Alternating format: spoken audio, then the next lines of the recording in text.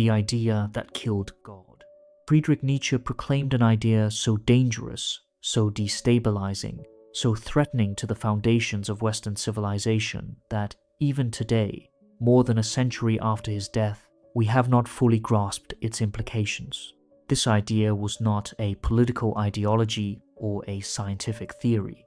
It was something more fundamental, more destructive, more transformative, the recognition that God is dead, and with God's death, all absolute values, all transcendent meanings, all foundations for morality have collapsed, leaving humanity standing alone in a meaningless universe, forced to create values where none exist, to generate meaning where the cosmos offers none.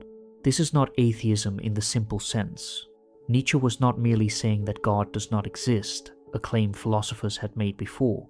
He was diagnosing a cultural and psychological condition, recognizing that even those who still claimed to believe in God no longer truly believed in the way their ancestors had, that modernity had made genuine faith impossible, that the foundations of Western culture had crumbled and nothing had emerged to replace them. The danger of this idea is not that it is false, but that it might be true. Not that it undermines morality from malice, but that it reveals morality to have no foundation beyond human will. Not that it destroys meaning, but that it exposes meaning as human construction rather than cosmic reality. If Nietzsche is right, then everything we have believed about good and evil, about right and wrong, about the purpose of existence, all of this is human invention, created by us, maintained by us, collapsing when we recognize it as invention. This is the most dangerous idea in history, the death of God, what it really means. When Nietzsche proclaimed that God is dead, he was not making a theological claim about whether a divine being exists. He was diagnosing a cultural and psychological shift, recognizing that the foundations of Western civilization, built on Christianity for nearly 2 millennia, had collapsed under the weight of modernity, science, rationalism, and critical thinking. God is dead, and we have killed him, Nietzsche wrote, but the full horror of this event had not yet been grasped by those who committed the deed. The death of God means more than the loss of religious belief. God functioned as the foundation for all values, the source of meaning, the guarantor that life had purpose, that morality had objective basis, that suffering had reason, that existence itself was justified by divine plan. When God dies, when this foundation collapses, everything built upon it collapses as well. Morality loses its transcendent authority. Values lose their objectivity. Purpose dissolves into arbitrary human preference. The cosmos is revealed as indifferent to human concerns, operating according to physical laws that care nothing for justice or meaning or human well-being. Nietzsche saw that most people had not yet recognized what this meant. They continued living by Christian morality while no longer believing in Christianity, continued valuing what Christianity taught them to value: humility, compassion, equality, self-denial, while denying the theological framework that made these values meaningful. This inconsistency, this living on borrowed values, was what Nietzsche identified as the crisis of his age. The madman in the gay science captures the vertigo of this recognition. He runs through the marketplace with a lantern in daylight, proclaiming God's death, asking how we could have done this, how we could have drunk the sea, how we could have wiped away the entire horizon. But the people in the marketplace do not understand. They still believe in God, or at least still live as if God exists, still operate according to values that depend on foundations they have already destroyed. Nietzsche's diagnosis was that humanity had killed God through the development of science, reason, and critical thinking, through the Enlightenment's insistence on evidence and logic, through the erosion of naive faith that modernity made inevitable. But having killed God, we had not yet faced what this death meant, had not yet confronted the abyss it opened beneath our feet. The abyss opens: nihilism and its consequences. The death of God does not lead to liberation, but to what Nietzsche called nihilism, the devaluation of all values, the recognition that nothing has intrinsic worth, that all meaning is human projection onto a meaningless cosmos, that existence has no purpose beyond what we arbitrarily assign it. This is not pessimism or depression, but clear-sighted recognition of reality. Once the comforting illusions have been stripped away, once we can no longer pretend that the universe cares about human concerns, or that our lives have cosmic significance. Nihilism is the abyss that opens when God dies, when the foundations collapse, when we recognize that there is no transcendent meaning waiting to be discovered, no objective values written into the fabric of reality, no cosmic purpose that justifies our existence. We stand alone in an indifferent universe, and this recognition, Nietzsche warned, is the most dangerous moment in human history, because when nothing has value, when all meaning is exposed as invention, anything becomes possible, including the worst atrocities, including the descent into complete meaninglessness and despair. Nietzsche distinguished between passive nihilism and active nihilism. Passive nihilism is exhaustion, is giving up, is the conclusion that if nothing matters, then why try? Why struggle? Why continue existing? This is the nihilism of the last man, the person who has lost all aspiration, who seeks only comfort and distraction, who blinks and says everything is meaningless, so why bother with greatness or meaning or becoming? This passive nihilism is decay, is the slow death of human potential, is giving up on the possibility of creating meaning despite its absence in the cosmos. Active nihilism is different, more dangerous but also more creative. It is the willingness to destroy old values that have lost their foundation, to tear down what no longer serves, to embrace the destruction of false meanings, so that space is cleared for new creation. Active nihilism says, if the old gods are dead, if the old values have collapsed, then we are free to create new gods, new values, new meanings that do not depend on transcendent authority, but emerge from human will and creativity. But both forms of nihilism are dangerous. Passive nihilism leads to cultural decay and individual despair. Active nihilism can lead to destruction without the wisdom or strength to create what comes after, can tear down without being able to build, can destroy values without being able to generate new ones. The revaluation of all values. Nietzsche's response to nihilism was not to restore the old values, which he saw as impossible, but to undertake what he called the revaluation of all values, a complete reassessment of what is considered good and evil, right and wrong, valuable and worthless. This revaluation required examining where our values came from, whose interests they serve, whether they enhance life or diminish it, whether they are life-affirming or life-denying. Nietzsche traced Western morality to what he called slave morality, the value system created by the weak to make virtues of their weaknesses, to condemn the qualities they lacked, strength, power, assertiveness, as evil, while elevating the qualities forced upon them by their powerlessness, meekness, humility, self-denial, as good.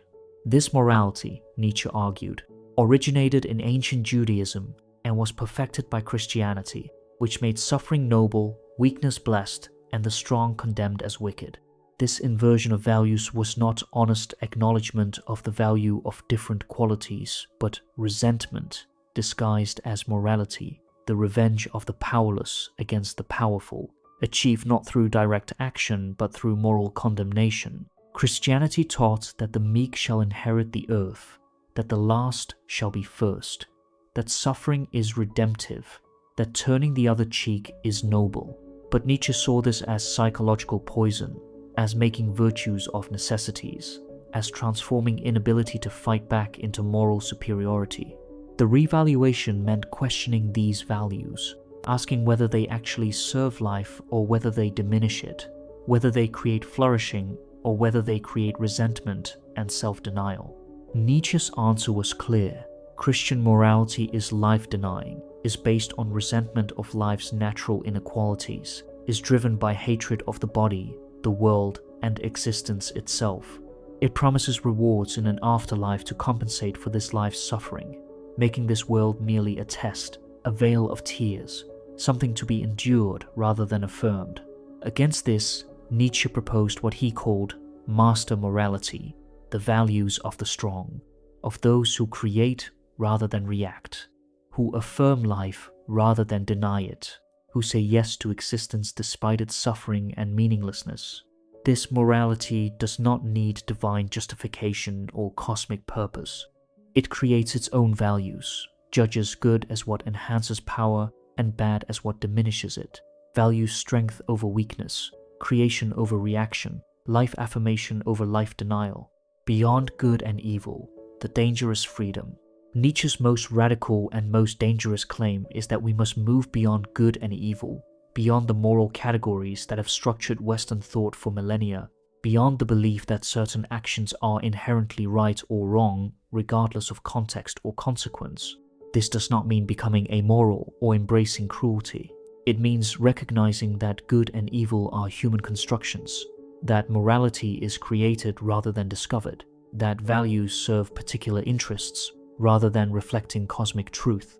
This recognition creates a freedom so radical, so absolute, that most people cannot bear it. If good and evil are not written into the fabric of reality, if they are not commanded by God, if they are simply human preferences elevated to the status of universal law, then what prevents us from choosing any values, from declaring anything good, from justifying any action? The answer, for Nietzsche, is nothing external prevents us. There is no cosmic policeman, no divine judgment, no objective standard that constrains our choices beyond what we ourselves create. This freedom is terrifying because it places full responsibility on human shoulders. We cannot appeal to God's will or natural law or objective morality to justify our values. We must choose them, create them, take responsibility for them while knowing they are our creation rather than our discovery. This is the freedom that Sartre later called being condemned to be free, the recognition that we are radically responsible for who we become and what we value, that nothing outside ourselves determines this. But Nietzsche saw that most people flee from this freedom into what he called the herd, into conformity, into accepting the values of the collective without questioning them, into living according to what one does rather than creating their own path. The herd provides comfort, provides certainty, provides the illusion that values are objective rather than chosen. But it also prevents greatness, prevents individuality, prevents the authentic creation of self that freedom demands. The person who moves beyond good and evil, who creates their own values, who takes full responsibility for what they become, this is what Nietzsche called the Übermensch, the Overman, the higher human who can bear the weight of freedom without fleeing into comfortable lies. But this figure is rare, requires strength that most lack, requires courage to stand alone that few possess. Why, this idea is dangerous. Nietzsche's idea is dangerous not because it is false, but because it might be true, and the truth it reveals is one that most humans are not equipped to handle. The recognition that all values are human constructions, that morality has no objective foundation, that existence has no cosmic purpose, this recognition can lead to liberation for the few strong enough to bear it. But for most people, it leads to despair, to nihilism, to the collapse of meaning that makes life unbearable. The danger is psychological. When people recognize that their values are invented, that their morality is arbitrary, that their life's purpose is something they must create rather than discover, many cannot sustain the effort. They fall into passive nihilism, into the belief that nothing matters, that all striving is futile, that existence itself is not worth affirming. This psychological collapse is not theoretical possibility but demonstrated reality, visible in the increasing rates of depression, suicide, and meaninglessness in modern secular societies. The danger is also moral. When good and evil are recognized as constructions rather than discoveries, when morality loses its transcendent foundation, what prevents the descent into barbarism? Nietzsche believed that strong individuals could create life-affirming values without God, but history has shown that most people, when freed from traditional moral constraints, do not become noble creators, but become either lost and despairing or dangerous and destructive. The 20th century demonstrated this danger with terrifying clarity.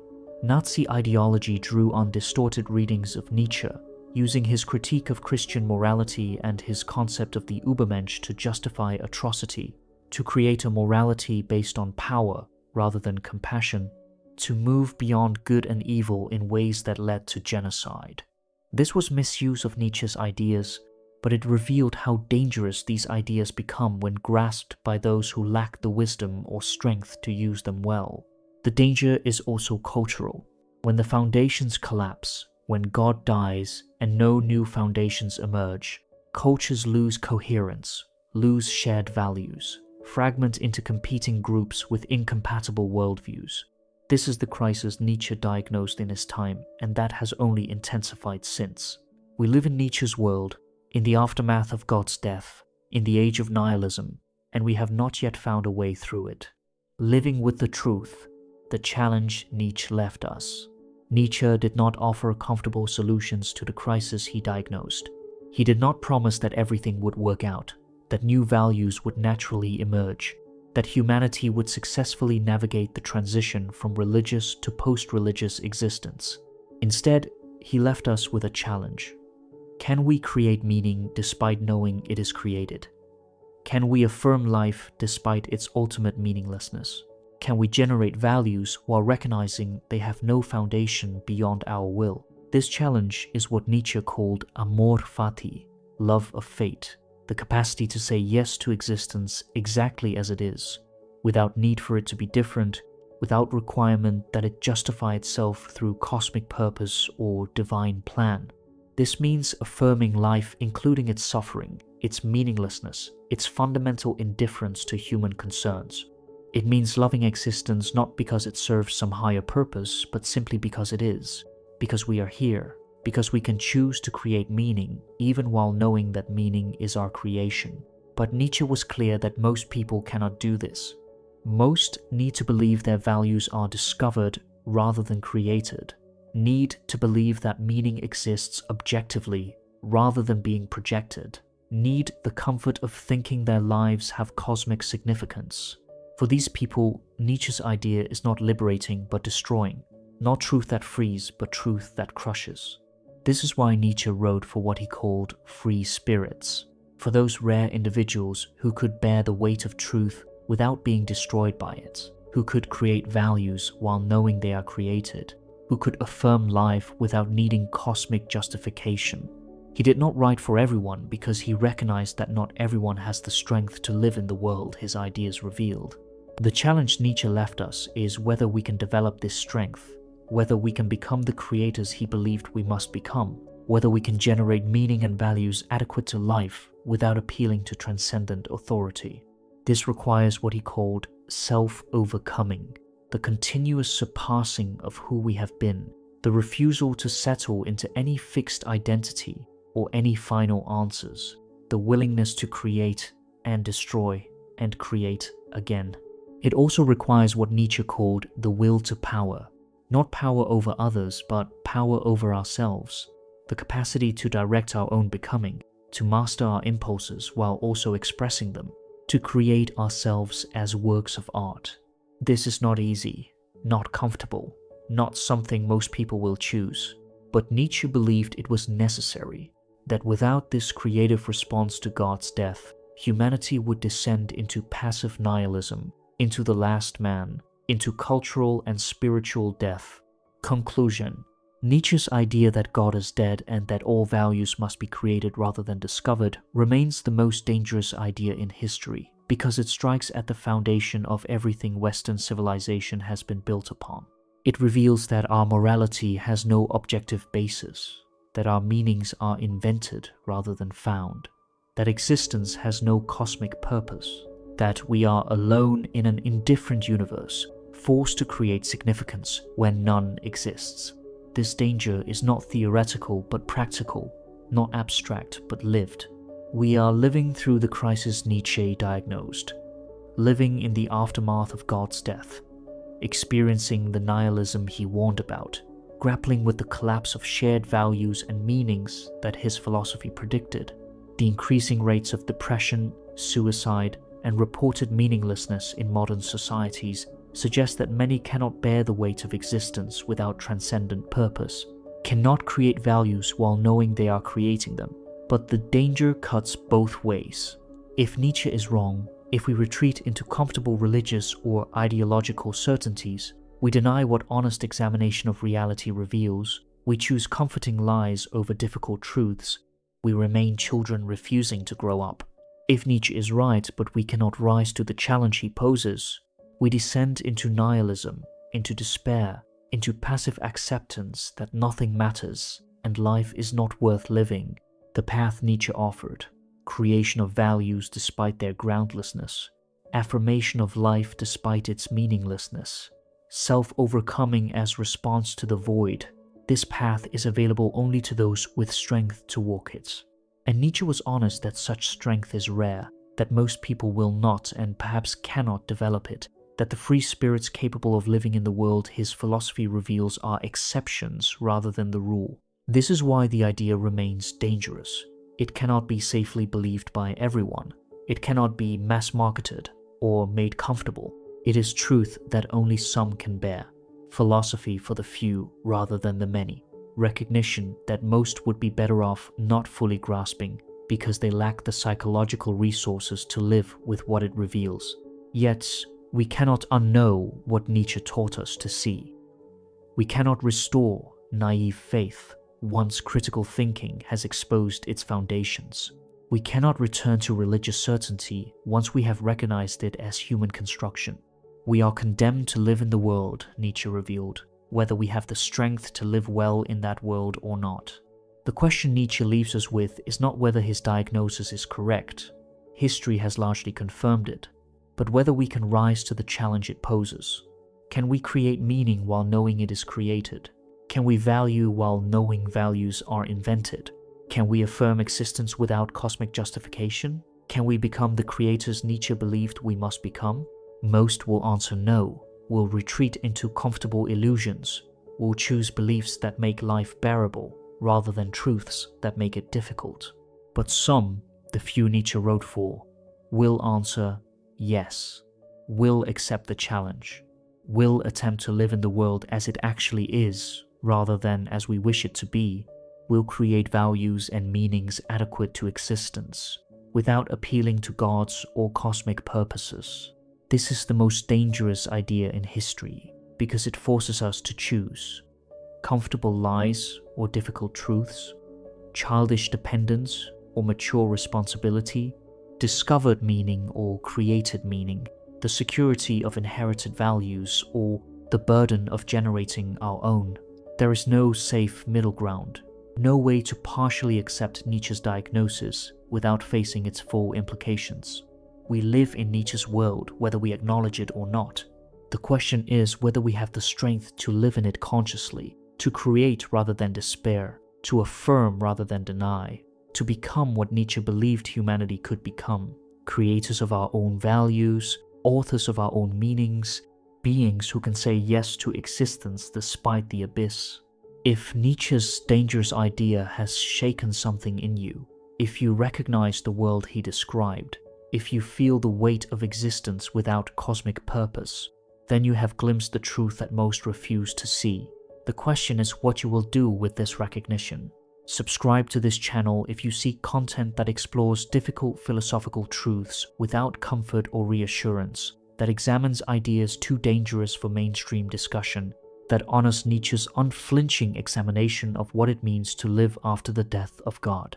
Share this with those strong enough to face these questions, who need to understand that the crisis of meaning in modern life is not personal failure, but cultural condition. Leave a comment sharing your response to Nietzsche's challenge. Can you create meaning while knowing it is created? Can you affirm life without cosmic justification? Can you bear the weight of freedom without fleeing into comfortable certainties? This community exists for those willing to face the abyss, to think dangerous thoughts, to live without the securities previous generations took for granted. Remember, Nietzsche's idea is dangerous because it might be true. You cannot unhear it once heard, cannot unknow it once known. You must choose how to respond: despair or creation, passive nihilism or active affirmation, retreat into illusion or embrace of reality as it is. The choice defines not just what you believe, but who you become. The most dangerous idea in history is loose in the world. God is dead. Values must be created. Meaning must be generated. We are alone. The question is whether you have the strength to live in this truth, or whether you will join those who retreat into comfortable lies. Choose wisely. The choice matters more than you know,